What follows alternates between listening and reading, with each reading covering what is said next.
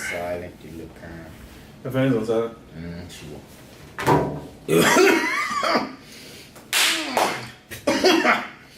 Blah, blah, blah. You okay? All right. I had to get that out of my system. Whatever. Stop shit away.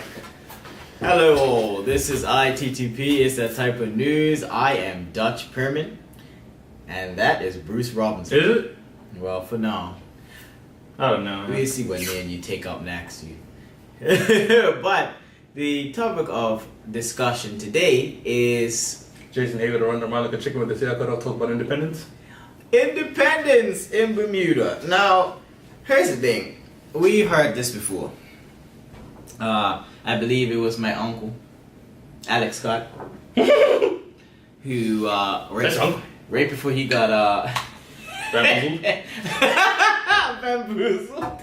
Yeah, right before he got bamboozled. Shafted. Yeah, the shaft. Pushed to the right. Yeah, clothesline. Stepped down. Right after he got that, the Mitchum? thought of independence kind of scooted on the rug, because obviously a lot of Bermudians enjoy the benefits of being attached to the UK, like a really spiffy passport that allows us to jump around without a visa. Actually, most people don't understand this, but a British passport is currently the most powerful passport in the world. Last time I checked. Oh, because only hot cheerleader in the Yeah, I EU mean, and there's the United Nations. Like 210, 220 sovereign nations in the world. Like Bermudians being British citizens, we can go to 180 of them without problems. But those 20 is like, North Korea, Afghanistan, Iraq, Pakistan, Papua New Guinea, where they might eat you. Well, let me put it this way, okay? A successful independent country. Let's just look at the successful independent countries in the world and what they have in common. Mm-hmm. A fully functioning military, Mm-hmm. a fully functioning and very strong economy, Mm-hmm. at least a strong economic structure. The ability to sustain themselves. Oh, that's a big one. Mm-hmm. Sustainability. So let me put it to you in. But let's also terms look of at the Caribbean nations that have declared independence from the crown. Yeah. Let's look at Jamaica. Well, What happened to the Jamaican government after they declared, independence? good from the crown? option. Good. What happened to Trinidad and Tobago? What happened to Currency. What happened after Haiti got the revolution? Actually, Haiti's still paying France for the revolution, because most people don't know this. But when Haiti beat France, France was like, "Okay, tell you what, y'all want your independence? Pay us this amount of money, or else we're gonna send in the real army." Well, here's the thing. A lot of folks in Bermuda, we feel as though we are in another league from the Caribbean. And I know a lot of people don't say it. Really in the Caribbean. No, but I said from the Caribbean. True. I didn't say that we was in it, but I'm saying a lot of folks don't outright say it, but it's just in the way that we speak of the other countries. We tend to exude this, Superiority complex? Exactly. And, at the end of the day, we are a lot less sustainable than them, aren't we? We are significantly less sustainable than them, but the thing with Bermudians is we're the most expensive country in the world, and we like that we're the most expensive country in the world. We like that when we go to, when we go to Walmart in America and people find out that we're Bermudians, they're like, "Oh my gosh, you're Bermudian! Here, buy all my stuff." We like being able to say, "Hey, our teachers make $80,000, $80,000 a year, when teachers in America make like 45. 45, 30 to 45. What school they making $45,000? There's some. That must have been some high-end private school. I'm talking public. But regardless, we like, Bermuda's, it's got the same stuff as the Caribbean, really. It's just our people have almost like, we're up here. Yeah. Not saying this is true for everybody, but as a whole, let's face it, Bermudians are some of the most arrogant people in the world. Not to sugarcoat it. But at the same time, it's like, why do we want independence? And I know most of us don't, but better question is. It seems as though it's more along the lines of not so much a lot of people don't want it. It's just a lot of people don't believe in it. And it's I'm something thinking that we have to look at as a country. I don't think enough people understand what we would lose if we got it. Well, I mean, if we came up with a concrete plan, it could work. But anything could work with a concrete plan. Yeah, but us building a bridge to the moon could work with a concrete plan. What type of concrete plan? Build a big tower of concrete and just. No, well, you try that and let me know how it goes. Yeah, that's what I do. Okay, if we built a ring around the Earth and it was attached to the moon and it just pulled and. Yeah, well, guess what? That would work. The reason why most of these countries failed at independence is because they rushed into it without properly. You know, everyone gets caught up in the Viva la Resistance, and then next thing you know, your currency is dropping and your global support is dropping, and next thing you know, you're living in squalor and corruption. So the thing is, we have a high level and a high probability of corruption just by being in international business. Mm-hmm. And the thing is, international business, you really think going to stick around after we take independence? Well, if we take independence stable-wise, well, I mean, we're not a stable country. I don't think regardless we're going to take it. I mean, they're already looking like, yeah. Should we stay? Well, Bermuda has invested very little in national pride. And this is something that is almost half the people critical. Don't know their national anthem. Yeah, this is critical in independence. I never learned it. I never taught it to me in school. Yeah, and the government's not even proposing it as a unified front. It's more along the lines of one person tossing it out and then the Premier declining to discuss it. And then in the same breath, the Premier says to the UK, oh, you must fulfill your obligations to your overseas territories, but yet your government is floating around independent. So it's like, maybe... You should shut up. Maybe, as my uncle David Cameron said, you should get your house in order.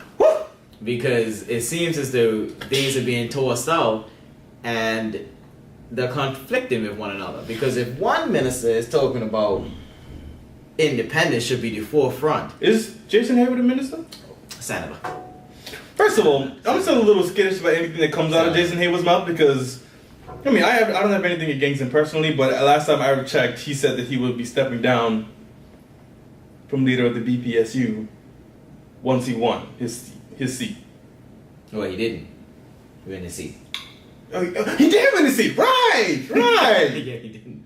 He was... He's a senator. My bad. Yeah, he is a senator. He was appointed... Who did he get beat by? Oh, I don't know. They won in the end. So that's all that matters. I know who won in the end, but at the end of the day, it should not be something that's kind of tossed out about a concrete plan, because that is exactly what led to ruin of many countries. And being as Bermudians are already divided as it is, we don't need another division of people who are pro-independent and people that are con-independent. Because right now we're already divided by white and black, poor and rich, gay and straight. We don't need... This is the thing. This is the thing with the whole independence. Exactly what you said. We already have division. Like, piggybacking off of David Burt's To Bermuda speech. If we get independence, how big do you think that gap's gonna get between the two Bermudas? Huge. Because them rich people are going to stay rich when independence hits. You think there's not rich Haitians? Mm-hmm. You think there's not rich Jamaicans? You think there's not rich Trinidadians? You think there's not rich... You better believe every island in the Caribbean has rich people, and I mean rich, like people that should be on like the Forbes 100 list, but because they ain't out there, they're not on it. We have the same thing here, but when we hit independence, they're just gonna be like, oh, well, I have a villa in Lake Como up in Italy. I'll just go there. Oh, hey, I have a house in Boston. I'll just go there. Oh, hey, you know what? I have a house in Jamaica or Cuba or wherever. You think they're going to feel it? No. Yeah, not only that. We're going to feel it. Not only that, but you also have to understand that with independence, it opens up to new legislation, new everything. You know what I mean? And it allows the opening for influence to be placed over ministers on either side. And this is exactly how each country ran into trouble, because when they was going independent, the rich capitalized on that moment of restructuring a country, and they restructured it in a way that corruption became key, and the rich stayed rich and the poor stayed poor. Well, the poor get poorer. Yep. But also, what about students? A Bermudian can pretty much go to any university in Europe. Oh, I don't know. Well, since Brexit, I'm not sure if that's still the case. But yeah, but I mean, most though Brexit and all that, I'm pretty certain the European, you would still be able to kind of cross. Well, they're still tweaking Brexit, but yeah, pretty much we can go almost to any European university. How many people do you know are in school in England? I know at least. And I don't think you pay the international student. No, you don't. You pay local. Standard. It's cheaper. Yeah. Significantly cheaper. That's I mean, I was looking to go to school in England at one time. Yeah, because international fees, like in Canada, they're paying $8,000 for. You're paying about $16,000 for in Canada. So paying the local fee saves you a lot of money. Saves you a lot of money. I mean, you can own property in England. We are literally European citizens. Mm-hmm. With a self-governing government. With the most powerful passport in the world. Even Americans can't go to all the countries we can go to. Not without the right paperwork. Yeah. Not to mention, we have free reign to change all our legislation and to implement new legislation and to do pretty much whatever we need to do. But the thing is, we're pretty much independent already. Like, our government does, not saying that governments do whatever they want, but our government, I mean, I've never seen England, I mean, I guess they could. They could, but I've yet to see the British government be like, hey, what are you doing? Because they truly don't. Like, what is it? It's like a minister of overseas or something like that. Canada and Australia are still technically part of the British Empire. Technically. The Queen's still on the money. There's still a UK governor of Canada and Australia. However, they govern themselves. It's pretty much the same thing with us. Not quite. We don't have quite the same freedom as they do. Like, they can make their own laws and everything, and they can do whatever they want. They pretty much just like, it's pretty much a formality, them having a governor. But it's almost essentially the same thing. So if you really want to look at independence, why do we need it and why would we want it? I think the thing is about independence is that a lot of times folks get caught up in whether they want it or not. But I think the main thing is everybody wants it to be a boom, boom, boom plan of how we will maintain the same standard of living after we split, because again, Bermuda does not have a fully functioning defense force. Nope. Now, I love the regiment, but it is underfunded, understaffed, and it is under-equipped. Frankly, I think they should get rid of it. Do what Costa Rica did. Well, I disagree. Well, if we go independent, we're definitely going to need it. But what Costa Rica did was I think in the 1950s, they abolished their military and put all government spending towards education and reforestation. Now the country's like 60% forest, and they had the highest literacy rate for a while, but there was a war. They're pretty close to something. To what? To something. What do you mean? We mean close to like that. Not true. It'd be nice to. Well, if that's the case, then if anything, they would need a military. I mean, I think the regiment is a good way to basically cultivate young men. I think that it is something that should be invested in. Mm-hmm. I believe that it is a good It's way. not. Conscription's going, right? Yeah. Okay, good. But at the same time, it's like, again, as a Bermudian citizen, it's like they don't put a lot of, national pride. There's no pride in military. There's no pride in country. There's no pride in Bermuda. Yeah, we're raised here. It needs to be built up if you want to be independent. How many young Bermudians want to stay here? I didn't want to stay here when I was younger. I mean, now that when I got older, I realized, you know what? I think there could be something here for me. But when you're young, you don't want to stay here. You don't care about Bermuda. You didn't even know the national anthem. Like, they don't teach kids nothing about the government. Half the kids don't even realize the PLP government's in charge now. No, they all know that. Do they? They had about 3 parties. They've been celebrating. But again, a country in the state of ours is teeter-tottering between racial tension, gang violence on the rise, word fatalities, education in shambles, and Brave young people. A military that is Barely ceremonial. military. It's ceremonial and it's underfunded, understaffed, and all of these make a gin and tonic cocktail.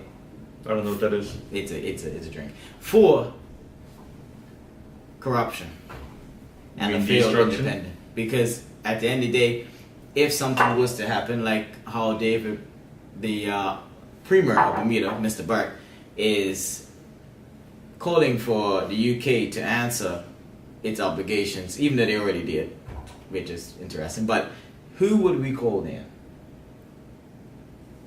Well, we're independent. Who would we call then? Because once we go independent, we have to cozy up to either America or the EU anyway. It'll be America. Yeah, and if because we America, get to the second we go independent, Trump's gonna be like, hey, listen, we're gonna go in there, we're gonna get that pink sand, we're gonna go take our airport back. It's gonna be great. It's gonna be huge. Hey, listen, David Burt, you're great. I love you.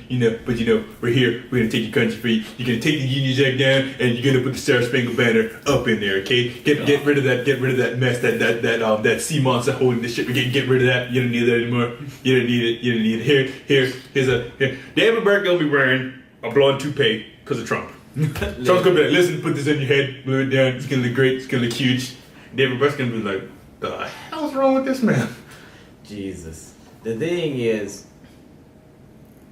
America always makes you pay. In one way or the other. If you go independent and you ask them for aid, they're gonna take something. Now, one thing that we have in abundance is money. And though we aren't managing it very well, Nope. we have a lot of it. And I'm pretty certain that we would be a great reinsurance purse for America to dip into whenever a hurricane hits or whenever a national disaster hits and they need funding. We could be beholden to that in exchange for protection, which just pretty much means that we probably have to pay all the big lump sum now and then. Which means that that's gonna go even higher. But I mean, the thing is, like, that's literally what's gonna happen, because if we're defenseless, Yeah, either you invest in the Bermuda Regiment, but that would require a lot of money. investing in the regiment is not an option. It's not for the government. You have to balance the budget and start paying it back before we invest in anything. Exactly. But I would hope that I would assume that David Burt's smarter than that. But I'm a little skittish because he hasn't said anything on it, which makes me a little bit worried. You have the leader of the BPSU going around and talk about independence, and it being in the front page in the newspaper, and him being known. Would he be a member of the PLP? I mean, he didn't win. He is still a member of the Member party. of the PLP. He's a senator. He's a senator in the PLP. Going around talking about independence, and it's just like, I mean, I'd love to talk to him about it, like asking, like Bradley, what's your angle? But it just, Again, it really seems as though Mr. Burt took a back seat when he became premier, and I like to see that a party is taking the forefront. it's not even just him, because my problem, like, don't think kept taking, all he did was take back seats. Yeah, but So- regardless, it like I was saying, it's nice to see a party step forward and kind of take the reins and stuff. But what's happening is you're seeing a kind of a splintered. You got It doesn't one feel over to be her. splintered. You got one over her, who's on preserved marriage, And overturning this. You got And one then one of over her that's sitting there supporting gay proposing. marriage. But you got bills on the table, you got independence on the table, you got all this stuff on the table, and the premier is kind of behind it, and he hasn't commented on any of these issues. That I actually haven't even happened. seen him. He has recently spoke up about Hurricane Irma, but otherwise than that, I mean, the last time and the Durham speech. Of The course. last time I had seen him in a very, I'm not saying like see him like on the street, I mean like see or hear anything from him was the Thorne speech. But it had been like at least a few weeks before that. Which was good. It was no problem with the Thorne speech. This isn't about the Thorne speech. This is about a unified government. yeah, which I think we need right now. There was a vision amongst the OBA, and there was a vision amongst the PLP. What we need is everybody to just Yeah, because you got court cases dropping, you got all sorts of things happening all around, all at once, and it's and everybody's like, what is going on? Yeah. And Y'all only got 60 days left. Well, the Is it 100-day 60? plan. It might be less than 60. That's right. Wait. Remember today's November 11th? Mm-hmm. 31 days in October. It's halfway through September. Let's say give or take 50, 55 days. Yep. Half your time is up for this 100-day promises. Not to mention the fact that education was supposed to be at the forefront, not independence. Mm-hmm. Well, is independence at the forefront, or is it just No, Jason Hayward? Jason Hayward is saying that he believes education should be moved to one of the forefront in issues. But I believe that they should stick to the forefront in issues that they ran the campaign on, which was basically education. But what I have not seen is, now, like I said, I don't see everything. But what I have not seen is a really highly publicized plan of fixing up these middle schools. I saw $300,000 go to Bermuda College. You know, so it's just, I don't see the schools being fixed up. I don't see Bermuda College being given what it needs to make it appealing for students to go there. I mean, Jason Hayward wanted to make Bermuda College free again. Yeah. Which But again, I think we can afford it.